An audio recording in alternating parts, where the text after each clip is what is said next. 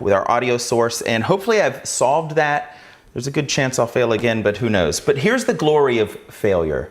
I got back on the horse and said, you know, I'm going to just do it again at noon. And the reason being is that when you're most vulnerable, there's a big chance that you're going to fail. And when you're putting yourself out there, there's a good chance you're going to have failure. But don't let that stop you from moving forward. Don't let that stop you from learning, because getting back on the horse, moving forward, getting it done is what makes you an expert at the end of the day and allows you the opportunity to grow as a passionate entrepreneur or artist. So with that said, let's jump over to here. You know, I have been traveling a lot lately. My wife and I just got back from Italy. If you watch our channel at Together in Style on YouTube, you'll see our latest vlog takes you behind the scenes of a really amazing photo shoot at a winery right outside of Verona, Italy, at Pasqua Vineyard. And it's just absolutely beautiful. Jump behind the scenes and see this journey, because it was certainly a lot of fun. But as I'm in the airport, as I often do, I picked up a new book. And the book I picked up is called Originals. It is by a gentleman by the name of Adam Grant. The foreword is by Sheryl Sandberg, and it's a New York Times bestseller. I read a lot when I travel. That's the glory of being somebody who travels quite frequently, is I'm always seeking a perspective. And sometimes I'm seeking a perspective that's completely different than mine. And other times it's kind of nice to be realizing that maybe you're thinking correctly about something. And that's the case so far in this book. I'm only about a third of the way through it because I got sidetracked with work. But I wanted to read just a little bit out of this book real quick, because it's a fascinating perspective on how to create original ideas, how to share them with the world. So let's just dive in to a little topic here about creativity and see what he has to say. So this unique combination of a broad and deep experience is critical for creativity. In a recent study comparing every Nobel Prize winning scientist from 1901 to 2005 with typical scientists of the same era, both groups attained deep expertise in their respective fields of study. But the Nobel Prize winners were dramatically more likely to be involved in the arts than less accomplished scientists. And I found that really interesting.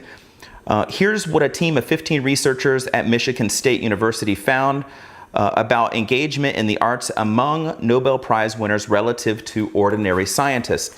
And there is a little graph here, and what it showcases is that an artistic hobby on one side of it, and it showcases the odds for winning a Nobel Prize amongst these typical scientists of that era. If those that played music, an instrument, or composing or conducting were 2 times greater to win a Nobel Prize.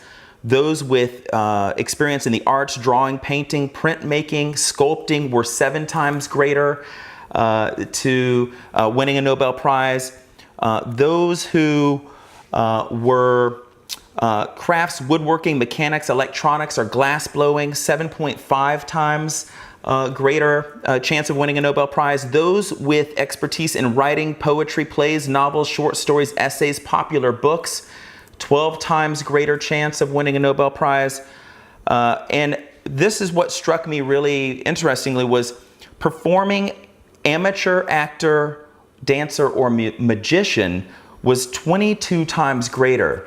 And I have to say, I kind of agree with that, because the fact of the matter is, those that are putting themselves out there, acting is a very vulnerable thing. Going live here is a very vulnerable thing. Those that are putting themselves out there are most likely to be creative in that way. So a representative study of thousands of Americans showed similar results for entrepreneurs and inventors as well. People who started businesses and contributed to patent applications were more likely than their peers to have leisure time hobbies that included or involved drawing, painting, architecture, sculpture, and literature. Interest among these entrepreneurs, inventors, and eminent scientists obviously reflects their curiosity and aptitude. And people that are open to new ways at looking at science and business also tend to be fascinated by the expression of ideas, emotions through images, sounds, and words. So I found that fascinating. And the reason I think I found this fascinating was I recently wrote an article myself. Let's jump over to our blog. And this is our blog, togetherinstyle.com. And we post on everything from fashion, because I have a little fashion line created from my paintings, through photography, to technology, so on and so forth. But I also have an article here I wrote several weeks ago on the power of diversity in entrepreneurship, in art and music. And what I was expressing was something a little bit different, but what I was trying to express is how experiences create fans. And I'll just dive into that briefly here. There's something to be said for experience. And when you dedicate your life to creating experiences, you realize that you want them all to be unique. And you want them all to be unique, not just for yourself or for your clients, I should say, but you want them to be unique for yourself. I know I want to experience my art, my photography, my performance and behind the camera the same way that I want my clients to experience it. And so we put a lot of emphasis on the experience that we provide our photography clients, and not just the product itself, because truth is, this is an experience economy.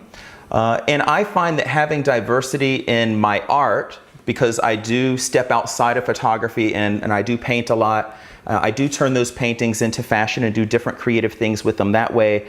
I find that having this diversity makes a difference, but you can also find diversity just in traveling and seeing the world in different creative ways. And with that said, I want to step aside here now and talk about the studio here just a little bit. I've actually changed the studio up a little bit this week. As you can see here, we have another angle to our studio, and that's part of the experience that I'm trying to create here. I don't just want to be behind a table, but I want to be able to walk into another section of the studio and accentuate this experience. And so I'm trying something new today, a new format. As you can see, I have a new light over on this side, Profoto HMI lighting the way here with a soft white beauty dish, another one here lighting this scene. And I just lost my monitor, so I can't really quite tell what angle I'm on unless I stare at this iPad. So you have to forgive me for looking down a little bit. But again, this is what happens when you're putting yourself out there. You have to learn as you go, and so on and so forth. And speaking of putting ourselves out there, I'm going to step outside of my comfort zone big time right now. Let me unplug the iPad. And what I'm going to do here is pick up my guitar and play you a song that I recently wrote. I'm pretty nerve-wracked about the idea of doing this, I gotta be quite honest with you, because I don't perform in public. I've been playing in a band recently, and I've become more comfortable with playing with the guys in the band, but to actually go live and do this makes me quite nervous, to say the least. But I'm gonna do it anyway, just for the idea of you've got to put yourself out there, you've got to step outside of your comfort zone in order to grow. And so you guys are going to help me overcome my fears and grow today as well. Hopefully I do this right. I'm going to switch over to this mic from the one that's on my lapel here. Turn this on. Turn this on. And hopefully that's going to bring me some audio. I believe it has. Let's jump in. Okay. So I used to live in Colorado for several snowboarding seasons. I fell in love with Colorado. And recently we were flying over to the West Coast, flying over the mountains, and this song kind of came to me, and I said, you know what, I'm going to write it down, and maybe I'll work it out. So I'm just going to step outside my comfort zone and make this happen. Let's see. Okay. Here goes nothing. Well, I wouldn't want to miss you, snow falling from the sky, and the light of Colorado in your eyes. That's why I didn't want to kiss you, 'cause I knew it wouldn't last, with the nights of Colorado in your past. But I just gotta say, we belong together. Yesterday is not that far away. Oh, I gotta say to you, we belong together. We belong together, me and you, my love.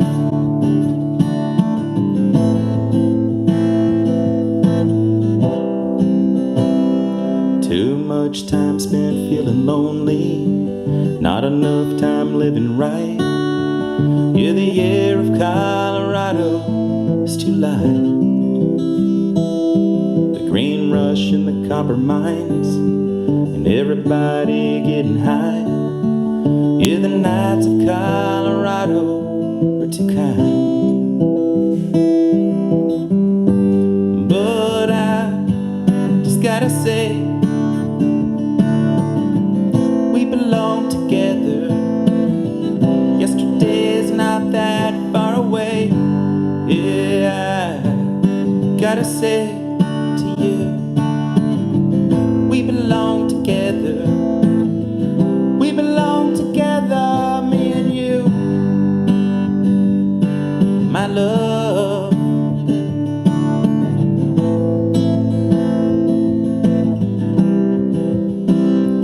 Way up high in the Rockies, under a blanket underneath the stars, our hearts beating, and you know we went too far. Love doesn't stop in a moment, but when we started, yeah, we both went into a love that would last beyond the years and broken past.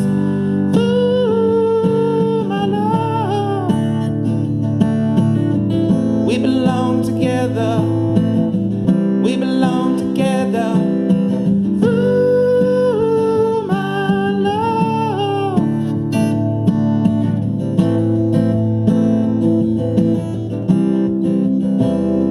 Well, I wouldn't want to miss you, snow falling from the sky, but the light of Colorado's in your eyes. So, a little something, stepping outside of my own comfort zone today, and I think that we just have to do that more and more. The more we do that, the more we become comfortable with it. Let's jump back over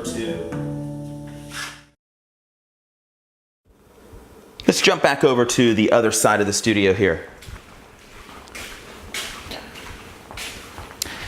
And so with that said, oh, my mom's here. Cool. Thanks, Mom. She said it sounds good. Nice song. Thank you, Mom. Love it when Mom chimes in. It's the best. So diving back in over here, I wanted to go to something that I thought was a fascinating article this week, or actually maybe a couple weeks ago because we were in Italy. But before we left, there was this article on the New York Post. It came through my Facebook feed, and I wanted to highlight it a second because as a guitar player, as somebody who's experiencing music and feeling the joy of music, I thought this was quite fascinating. And it's called Why My Guitar Gently Weeps, The Slow Secret Death of the Six-String Electric and Why You Should Care. Such a fascinating article. Even the visuals in this article were really cool. Let me just go up. It's by Jeff Edgars of the Washington Post. And what he talks about is that we're in a completely different age now in which musicians are really focused on the idea of electronic music. And I mean, I love electronic music too. I work in Logic a lot, record my songs, lay down beats. But what I want to mention is that there's just such a distinct difference between the ability to hear music and lay down tracks, lay down beats, and the ability to play a musical instrument, or even sing in that regard as well. And there's so much joy that comes from playing the guitar, for instance. You know, if I'm having a tough day, I'm thinking about bills, I'm thinking about how am I going to spread the word about our art and our photography and fashion and so on and so forth. If I sit down for just a few moments with my guitar, it takes me into a place of quietness where I can clear my mind and focus on one thing. And I know that I don't get that same experience with electronic music. I don't get that same experience when I sit down and just start listening to music. And I think it's a shame that we're talking about the death of the guitar. And the article goes on to talk about how the reason being is that we don't really have guitar heroes these days. You know, we see, whether we're watching The Voice, whether we're watching America's Got Talent or American Idol, we don't see the band. We don't see how cool it is to be playing a guitar anymore. All we see is the singer.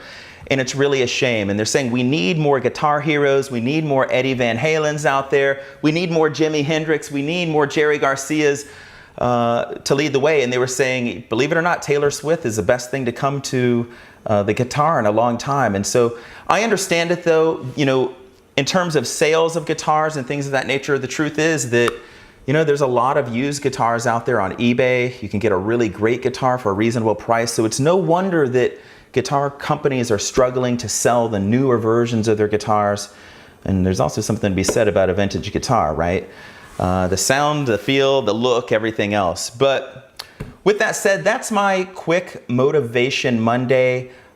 Just stepping outside of the comfort zone myself today. I feel so good about that. I even feel good about failing at 10:30 because now I am one step closer to perfecting the art of the live stream. And part of the reason I do this is so that I can learn and I can grow, so that when I have a client project, it's deeply embedded in me as an artist, in my soul, and that makes all the difference in the ability to perform at peak. So wishing you a fantastic Monday.